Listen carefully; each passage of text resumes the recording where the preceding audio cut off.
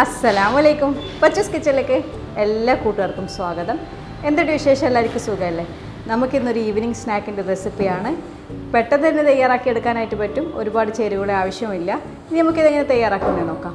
അതിന് മുമ്പായിട്ട് എൻ്റെ ചാനൽ ആദ്യമായി കാണുന്നവരാണെങ്കിൽ ഒന്ന് സബ്സ്ക്രൈബ് ചെയ്യണേ. തൊട്ടടുത്തുള്ള ബെല്ലൈക്കൺ ഒന്ന് പ്രസ് ചെയ്യുക. അപ്പോൾ ഓൾ ബട്ടൺ വരും, അതും ഒന്ന് ക്ലിക്ക് ചെയ്യുക. എങ്കിൽ മാത്രമേ ഞാനിടുന്ന വീഡിയോസിൻ്റെ നോട്ടിഫിക്കേഷൻ നിങ്ങൾക്ക് ലഭിക്കുകയുള്ളൂ.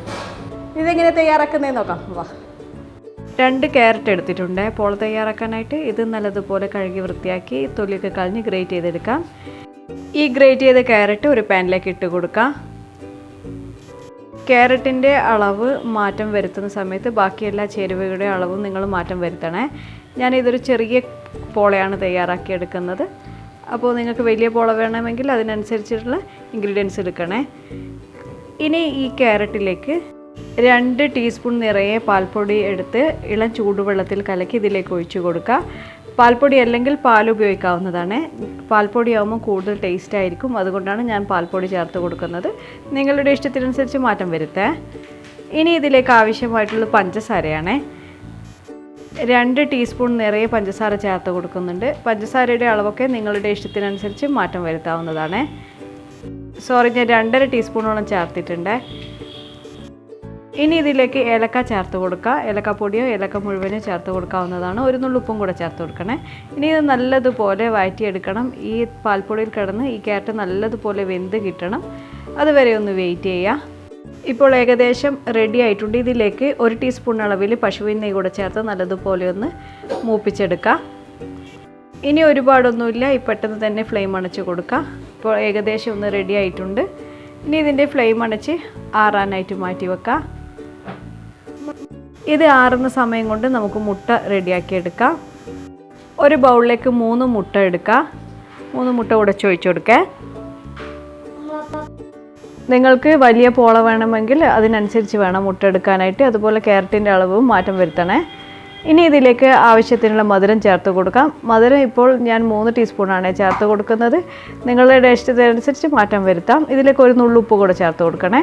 ഇനി ഇതിലേക്ക് ഏലക്ക ചേർത്ത് കൊടുക്കാം. ഏലക്കായുടെ അളവും നിങ്ങളുടെ ഇഷ്ടത്തിനനുസരിച്ച് മാറ്റം വരുത്തേ. നമ്മൾ നേരത്തെ ക്യാരറ്റിൽ ഇട്ട് കൊടുത്തിട്ടുണ്ടായിരുന്നു, അപ്പോൾ അതിനനുസരിച്ച് വേണം ഇതിലേക്ക് ഇട്ട് കൊടുക്കാനായിട്ട്. ഇനി നല്ലതുപോലെ ഉടച്ചെടുക്കുക. ഇനി ഇതിലേക്ക് 2 ടേബിൾ സ്പൂൺ അളവിൽ പാൽപ്പൊടി ചേർത്ത് കൊടുക്കുക.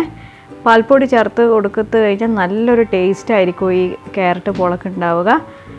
ഇതും നല്ലതുപോലെ ഒന്ന് ഇളക്കി യോജിപ്പിച്ചതിന് ശേഷം നമ്മൾ നേരത്തെ റെഡിയാക്കി വെച്ച ക്യാരറ്റ് മിക്സ് ഇതിലേക്ക് ഇട്ട് കൊടുക്കുക. ഒട്ടും കട്ടയില്ലാതെ വേണം യോജിപ്പിച്ച് കൊടുക്കാനായിട്ട്. മുട്ടയിലേക്ക് ഡയറക്റ്റ് നമ്മൾ പാൽപ്പൊടി ഇടുന്ന സമയത്ത് അല്പം കട്ട പോലെ ഉണ്ടാവും. പക്ഷെ നമ്മൾ ക്യാരറ്റും കൂടെ ചേർത്ത് കൊടുത്തു കഴിഞ്ഞാൽ അതൊക്കെ റെഡിയാക്കി കിട്ടും.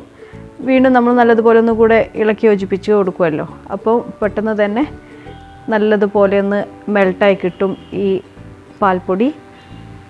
സാധാരണ നമ്മൾ ക്യാരറ്റ് പോള ഉണ്ടാക്കുന്ന സമയത്ത് ക്യാരറ്റ് പോള നമ്മൾ മിക്സിയിലിട്ട് അടിച്ചിട്ടല്ലേ ഉണ്ടാക്കൽ. അതിൽ നിന്ന് വ്യത്യസ്തമായിട്ട് ഇതുപോലെ റെഡിയാക്കി നോക്കിക്കഴിഞ്ഞാൽ നിങ്ങൾ തീർച്ചയായിട്ടും ഇത് തന്നെയാണ് വീണ്ടും വീണ്ടും ഉണ്ടാക്കുക. ഇതിന് ഒരുപാട് പണിയും ഇല്ലല്ലോ, നമുക്ക് പെട്ടെന്ന് തന്നെ റെഡിയാക്കി എടുക്കാനായിട്ടും പറ്റും. അപ്പോൾ ഇത് നല്ലതുപോലെ ഒന്ന് ഇളക്കി യോജിപ്പിച്ച് കൊടുക്കുക. പെട്ടെന്ന് തന്നെ റെഡിയാക്കി എടുക്കാനായിട്ടും പറ്റുന്ന ഒരു പോളയല്ലേ ഇത്. ഇനി ഒരു പോളച്ചെമ്പ് അടുപ്പിൽ വെച്ച് കൊടുക്കുക. ഇതിലേക്ക് അല്പം പശുവിൻ നെയ്യ് ചേർത്ത് കൊടുക്കുക. ഒരുപാടൊന്നും വേണ്ട, അല്പം മാത്രം മതിയാവും.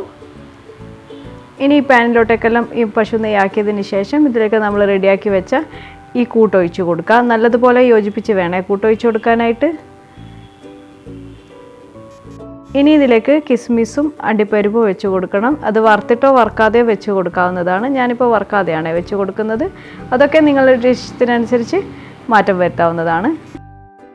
എങ്ങനെയുണ്ട് നമ്മുടെ പോള റെസിപ്പി? സിമ്പിളല്ലേ? അപ്പോൾ ഇനി ഇത് അടച്ച് വെച്ച് നമുക്ക് വേവിച്ചെടുക്കാം. പെട്ടെന്ന് തന്നെ വെന്ത് കിട്ടും. ആകെ 3 മുട്ടയല്ലേ ഉള്ളൂ, അതുകൊണ്ട് പെട്ടെന്ന് തന്നെ വെന്ത് കിട്ടുമേ.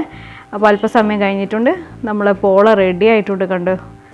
ഇനി ഇതിൻ്റെ ചൂടൊന്ന് അല്പം ആറട്ടെ, അതുവരെ ഒന്ന് വെയിറ്റ് ചെയ്യുക. അതിനുശേഷം സേവിങ് പ്ലേറ്റിലോട്ടേക്ക് മാറ്റാം. സ്വാദിഷ്ടമായ ക്യാരറ്റ് പോള ഇവിടെ റെഡി ആയിട്ടുണ്ട്. കണ്ടില്ലേ റെസിപ്പി? നിങ്ങൾക്ക് ഇഷ്ടപ്പെട്ടോ? ഇഷ്ടപ്പെട്ടെങ്കിൽ നിങ്ങൾ നിങ്ങളുടെ കൂട്ടുകാർക്ക് ഷെയർ ചെയ്യാൻ മറന്നു പോകരുത്. താങ്ക്